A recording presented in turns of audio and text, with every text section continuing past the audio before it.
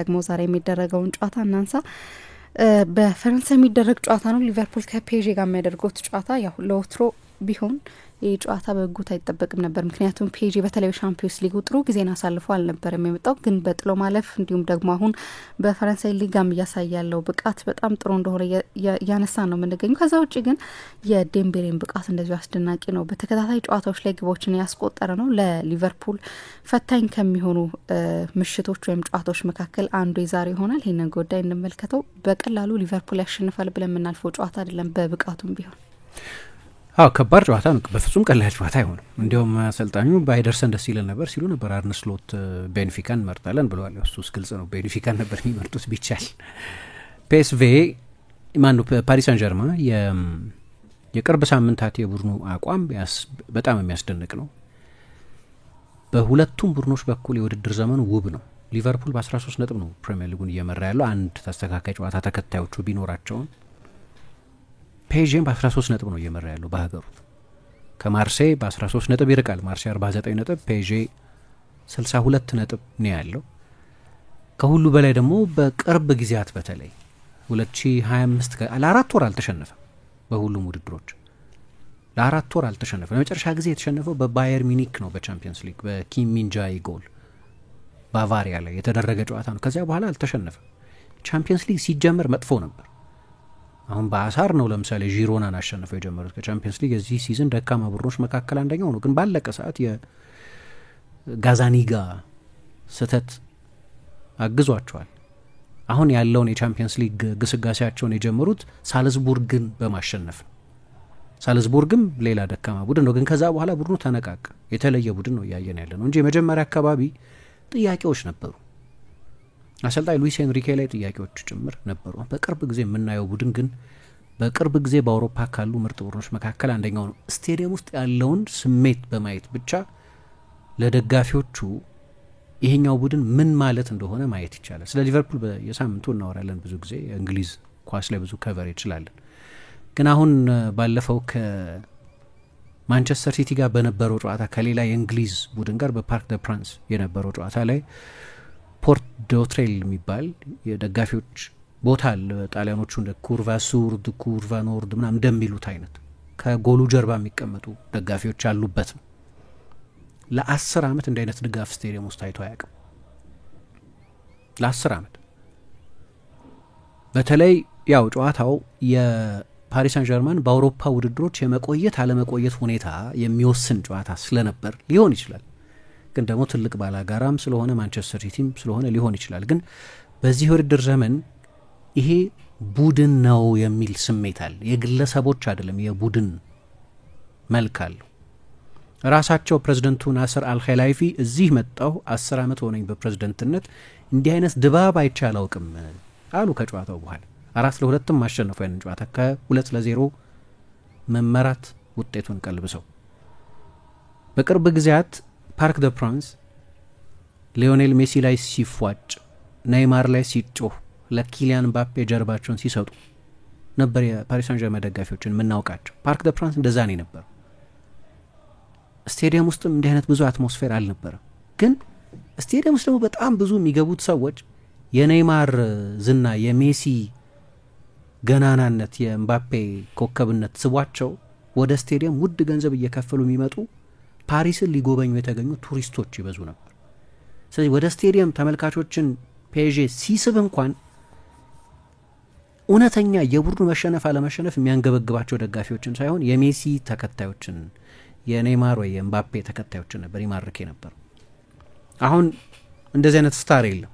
ዴምቤሌን ለማየት ምናምን ብሎ ስቴዲየም ብዙ ሰው አይገባም። አሁን የሜሲ አይነት ስታር በጣም ጥሩ ተጫዋች ቢሆንም የሜሲ ወይ ምባፔ የሜሲ አይነት ወይም የኔይማር አይነት መስህብ ያለው ተጫዋች አይደለም። ስለዚህ ስቴዲየም የሚገቡት አብዛኞቹ ደጋፊዎች ፓሪሳውያን፣ የፓሪስ ድል የሚያስደስታቸው፣ የፓሪስ ውጤት ማጣት የሚያሳምማቸው እውነተኛ ደጋፊዎች ናቸው። እንዲህ አይነት ስሜት ነው ያለው በፓሪስ በኩል። ይሄ አዲስ የተገነባው ቡድን አንደኛ ፈረንሳዊም ነው። ከፊት ያሉትን 3 ብዙ ጊዜ የሚጀምሩትን ተጫዋቾች ብታይ ፈረንሳውያን ናቸው። ለምሳሌ የፈረንሳይ ቡድን አይደል ፈረንሳይን ይምሰል የሚሉ ድምጾች እንሰማ ነበር። ባርኮላ፣ ዱዌ፣ ዴምቤሌ 3ቱም ፈረንሳውያን ናቸው። አሉ ዓለም አቀፍ ከሌሎች ሀገራት የመጡ ክቫራትስኬሊያ ለምሳሌ ጆርጂያዊ ነው፣ ግን ያም ፈረንሳይ መምሰሉ ኮኔክሽን ሰጥቷል። ምክንያቱም በቅርብ ጊዜ ክሪስቶፎር ንኩንኩ፣ ዲያቢ፣ ኮሎሙዋኒ ሌሎች ክለቦች ሄደው የተሳካላቸው ፓሪሳውያን ለፓሪስ አልተጫወቱም የሚል ቅሬታ ረጅም ጊዜ የቆየ ቅሬታ አለ እና ብዙ ፈረንሳይ አሁን በክለቡ አካሄድ ላይ ቅሬታ የነበረው ረጅም ጊዜ ኮሌክቲቭ ኡልትራ ፓሪስ የሚባለው የደጋፊዎች ቡድን ሳይቀር ከዚህ በፊት አሳይቶት የማያውቀውን ድጋፍ ለአዲሱ ፕሮጀክት ማሳየት ጀምሯል። ፓሪስ ሳን ጀርማ አንድ አለቃ አለው። በፊት አለቆቹ ግለሰቦች ኮከብ ተጫዋቾች ነው የነበሩት፣ አሁን አሰልጣኙ ነው። ስለዚህ የአሰልጣኙ ቡድን ይመስላል ፕሬስ የሚያደርግ ብዙ የሚሮጥ በየጨዋታው በአማካይ 120 ኪሎ ሜትር የሚሸፍን ቡድን ነው። ሊቨርፑል ከሌሎቹ በቅርብ ጊዜ ፔዥን ገጥሞ ያውቃል። አንፊልድ ላይ 3-0 ሲያሸንፉ አስታውሳለሁ። እነ ኔይማር፣ ምባፔ ምናምን የነበሩበትን ቡድን ክሎፕ አሰልጣኝ እያሉ፣ ይሄኛው ግን የተለየ ነው እና አሰልጣኙም እንዳልኩት ከነዚያውን ከጠቀስካቸው ኔይማር፣ ሜሲ በፊትም የበለጠ ዝላታን የነበረበት የዝላታን ቡድን ምናምን የነበረው የግለሰቦች ማለት ነው የተናጥል ተጫዋቾች ቡድን ነበር። አሁን እንደዛ አይደለም። እንዲያውም አስታውሳለሁ ምንድነው የምታረጉት አሁን የእናንተን 45% ጎል የሚያስቆጥረው ተጫዋች ምባፔ የለቀቀባችሁ ጠንካራ እንሆናለን፣ የበለጠ ጠንካራ እንሆናለን የሚል አስተያየት ነበር የሰጠው። የበለጠ ጠንካራ ነው፣ ምንም አንድና ሁለት ያለው አይመስል። በዚህ ዓመት የትም ላይሄድ ይችላል። በዚህኛው ሊቨርፑል መሸነፍም ሀፍረት አይመስለኝም። በፕሪሚየር ሊግ አንድ ጨዋታ ብቻ የተሸነፈ ቡድን በቻምፒየንስ ሊግ ከ36 ቡድኖች አንደኛ በሆነ ቡድን ተሸንፈው ቢወጡ በጣም ወጣት ተጫዋቾች ስለሆኑ 20 ዓመት 18 ዓመት ዱዌ ኔቬሽ 19 ዓመት መሰል እንዲህ አይነት 20 ዓመቱ እንዲህ አይነት ልጆች ስላሉት ብዙም የተለየ መጥፎ ስዕል የሚሰጥ አይመስለኝም። በሊቨርፑል መሸነፍም ሼም አይመስለኝም። ግን ጌም ይኖራል፣ ለሊቨርፑል ጌም ይሰጡታል። በጣም አስቸጋሪ ባላጋራ የሚሆኑ ይመስለኛል። ምክንያቱም ኢንቴንሲቲው የሚገርም ነው። ወክ የሚያረጉ ተጫዋቾች የሉ። በፊት ኳስ እነሱ ጋር ብቻ ሲደርስ የሚነቁ ተጫዋቾች ነበሩ። ምንም ያህል አስደናቂ ሆኑ እግር ኳስ መጨረሻ ላይ የቡድን ስራ ነው። ወክ ያደርጋሉ፣ የመከላከል ስራው የሰባቱ የተቀሩ ተጫዋቾች ስራ ነው የሚል የሰውነት ቋንቋ የሚያሳዩ ለቡድኑ ምንም ሃርድ ያርድ መሮጥም አይፈልጉ ተጫዋቾች ነበሩ። ብዙ ጊዜ አነሳዋለሁ ይሄንን። እኔ በጣም ክሪቲካል ነኝ በእንደዚህ አይነት እንትን ላይ። እነዛን ጨዋታዎች አይተናቸዋል። ከባየር ሚኒክ ጋር የተሸነፉበትን መንገድ አይቻለሁ። ሌሎቹም ጨዋታዎች አይተናል። ወክ እያደረጉ ከእንደ ሊቨርፑል አይነት ቡድን ጋር ከእንደ ሪያል ማድሪድ አይነት ቡድን ጋር ማሸነፍ አይቻልም። አሁን ግን የ11 ተጫዋቾች መታተር ያለበት ነው። ባለፈው የውድድር ዘመን አንድ ሳነሳ ነበር። ባለፈው በቻምፒየንስ ሊግ ከነበሩት 32 ነበሩ ተሳታፊዎች አዲሱ ፎርማት ከመምጣቱ ከ32 25ኛ ነበር በሸፈነው የኪሎ ሜትር መጠን። አሁን 6 ቡድኖች ብቻ ነው የሚበልጡት። ሊያውም ረጅም ጊዜ ከኳስ ጋር ለሚቆይ ቡድን ይሄ ስታት አስደንቃል። ከሲቲ ጋር 122 ኪሎ ሜትር ነው የሮጡት። ደንበኛ ቡድን ነው ይሄ። ተሰጥኦ አለ፣ ቴክኒኩ አለ፣ ጎሉ አለ፣ እዚህ ላይ ደግሞ ሰራተኝነቱ አለ።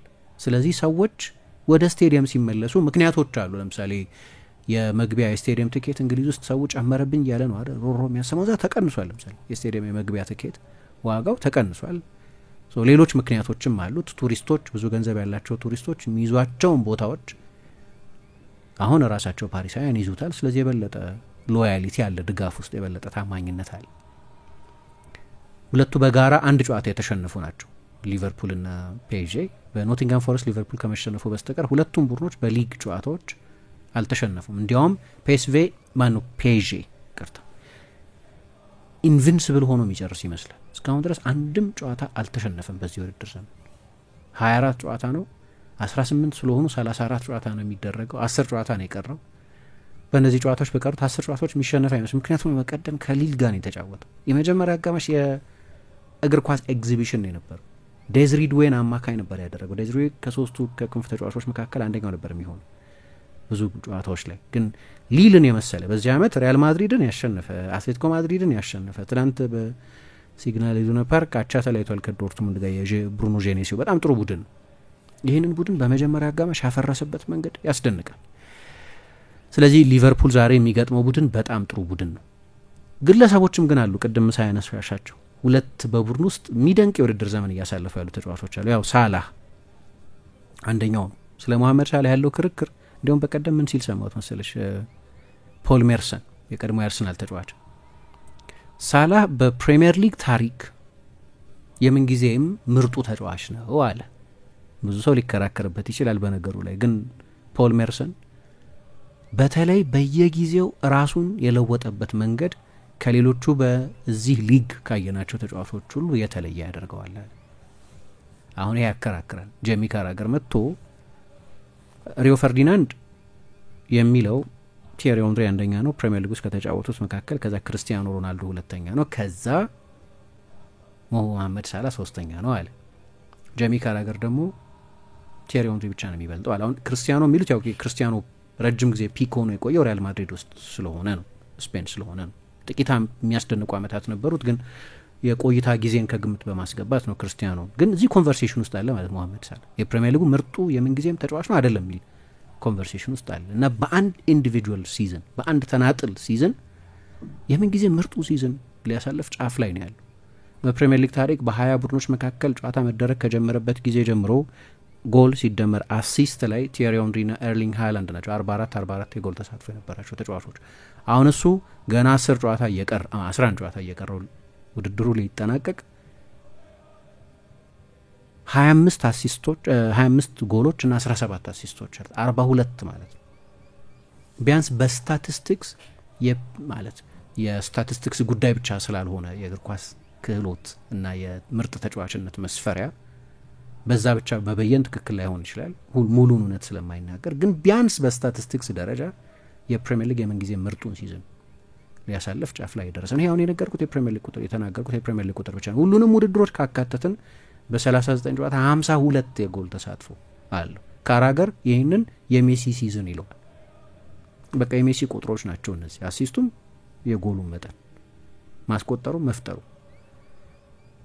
በጎሎች ከቲየሪ ኦንሪ በላይ ሆኗል። አሁን በፕሪሚየር ሊግ 182 ኦንሪ 175 በአሲስቶችም ከኦንሪ በላይ ሆኗል። ስለዚህ ያ ኮንቨርሴሽን አለ። ታመንበት አላመንበት የግል ቴስታችን ነው። ግን ደግሞ ዴምቤሌም እንደ አይነት ሲዝን ነው እያሳለፈ ያለው በራሱ በዛው በፈረንሳይ፣ በተለይ ደግሞ ይህ ዓመት ከገባ በኋላ። ስለዚህ የሁለት በጣም አስደናቂ አቋም ላይ ያሉ ተጫዋቾች ፍልሚያ ነው። 2025 ከገባ በኋላ ደግሞ የኡስማን ዴምቤሌን ያህል በርካታ ጎል ያስቆጠረ ተጫዋች በድፍን አውሮፓ የለም። 25 ጎል ያስቆጠረ 17ቱን 2025 ከገባ በኋላ ነው ያስቆጠረው። ሁሌ በብኩንነት በምን የሚታወቅ ተጫዋች ነው። ግን በተለይ አሰልጣኙ ወደ 9 ቁጥር ቦታ አስጠግቶ መጠቀም ከጀመረ በኋላ ሀሰተኛ 9 ቁጥር መሆን ከጀመረ በኋላ በአጠቃላይ በ90 ደቂቃ ውስጥ የሚነካው የኳስ መጠን በመቶኛ በ20% ቀንሷል። ግን በአደገኛ ቦታዎች ላይ ይገኛል። አሁን በዚህ ውድድር ዘመን በሊገ 4.7 ሙከራዎችን በየጨዋታው ያደርጋል። ይህ ከፍተኛ ሾት ቮሊዩም የሚሉት ማለት ነው፣ ትልቅ ቁጥር ነው። ግን ደግሞ ይሄ ጎል ለማስቆጠር በሚመች ስፍራ ላይ ደግሞ ይገኛል። ይሄ ፕራይም ጎል ስኮሪንግ ወይም ሹቲንግ ፖዚሽንስ የሚሏቸው አሉ እነሱ። ለምሳሌ አንድ ተጫዋች ከ30 ሜትር ሊሞክር ይችላል፣ ከ6 ሜትር ሊሞክር ይችላል። ከ6 ሜትር ይሞክራል ማለት ጎል ለማስቆጠር ያለው እድል በጣም ሰፊ ይሆናል ማለት ነው አይደል? አሁን እንዲህ አይነት ቦታዎች ላይ ነው የሚገኙ። የድሪብሉ መጠን ቀንሷል፣ የክሬቲቪቲው መጠን ቀንሷል፣ የጎል ማስቆጠሩ መጠን ደግሞ በጣም ጨምሯል። ከምባፔ መልቀቅ በኋላ ፔዤ የጎል ምንጭ ያለው አይመስልም ነበር፣ ግን አሁን ዴምቤሌ ይህን እያደረገ ነው። የቡድኑ አጠቃላይ የጎል ማስቆጠር ሬትም የሚያስደንቅ ነው። እሱ ብቻ አይደለም ጎል የሚያስቆጥረው። አሁን 22 ጨዋታ ሆኗቸዋል ከተሸነፉ። ኖቬምበር 26 ነው ለመጨረሻ ጊዜ የተሸነፉት። አሁን ማርች ገብተናል። ረጅም ጊዜ ነው ይሄ ለመጨረሻ ጊዜ ከተሸነፉ። በዚህ ጊዜ ለመጨረሻ ጊዜ ከተሸነፉ በኋላ ባደረጓቸው ጨዋታዎች 66 ጎል ነው ያስቆጠሩት። በየጨዋታው 3 ጎል በአማካይ ማለት ነው። ከአንድ ጎል በታች ነው የሚቆጠርባቸው። ስለዚህ ጥሩ ጊዜ ላይ ሆነው ነው ሊቨርፑልን የሚገጥሙት። ግን ሊቨርፑልን በጣም በጥሩ ፎርም ላይ ነው ያለው እና ይሄ ጨዋታ ቅድም ባልኩት ደግሞ ሌሎቹ ጨዋታዎች በዚህ ውድድር ዘመን እኮ አይተናቸዋል። ብዙዎቹን ጨዋታዎች ቤንፊካ፣ ባርሳ፣ ሪያል፣ አትሌቲ፣ ባየር ከባየርን፣ ቪላ ከብሩዥ እና እንዲህ አይነት ፋሚሊያሪቲ በዚህ አዲስ ጨዋታ ያለ መምሰል ነገር የሌሎቹ ጨዋታዎች ቀጣይ ክፍል የመምሰል ነገር አላቸው። በቅርብ ዓመታት ግን እነዚህ ሁለት ቡድኖች አልተገናኙም። ስለዚህ በዚህ ምክንያት ይሄ ጨዋታ በጣም አጓጊ ነው። ስቴዲየም ውስጥ በሁለቱም ጨዋታዎች ያለው አትሞስፌር አስደናቂ የሚሆን ይመስለኛል። በፊት የቬሎድሮም አትሞስፌር ነበር ብዙ የሚደነቀው የማርሴይ፣ ግን ድንገት ፓርክ ደ ፕራንስም እንደዛ መሆን ጀምሯል። የአንፊልድ ነው። ስለ አንፊልድ ማብራሪያ መስጠት አይጠበቅብንም። ፔዤ ላይ የበለጠ ያተኮርኩት ስለ ሊቨርፑል እለት እለት ስለምናወራ ነው።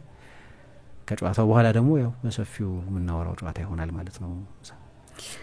ዛሬ ምሽት ከሚደረጉ ተጠባቂ ጨዋታዎች መካከል ዋነኛው ነው። ፔዤ ከሊቨርፑል ጋር የሚያደርጉ ጨዋታ 5 ሰዓት ይደረጋል። ይህ ጨዋታ እንግዲህ ደግሞ ተመልክተን ነገ እንገናኛለን። አድማጮቻችን የነበረን ጊዜ ይህንን ይመስል ነበር። ሌሎች አራዳ ኤፍ ኤም ፕሮግራሞች ወደ እናንተ ይደርሳሉ። መልካም ጊዜ ይሆንላችሁ።